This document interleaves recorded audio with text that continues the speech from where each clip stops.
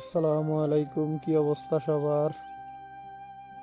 যে মাজরায় দেখছেন শসা গাছ রোপণ করছিলাম। এই যে আলহামদুলিল্লাহ কিছু গাছে ফুল হয়েছে। এই যে এটা হচ্ছে পুরুষ ফুল, এটা শসা আসবো না। এই যে নিচে যেটা এটা আসবে শসা।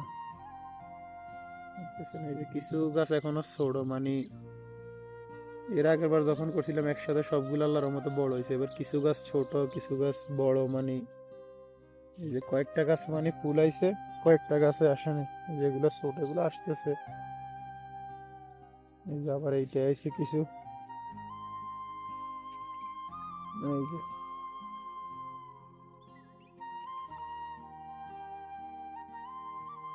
আসছে কিছু গাছ, আসছে আর কিছু গাছ মানে এখনো ছোট ছোট। এই যে যেমন এইটা আসতেছে, মাত্র আসতেছে এইটা।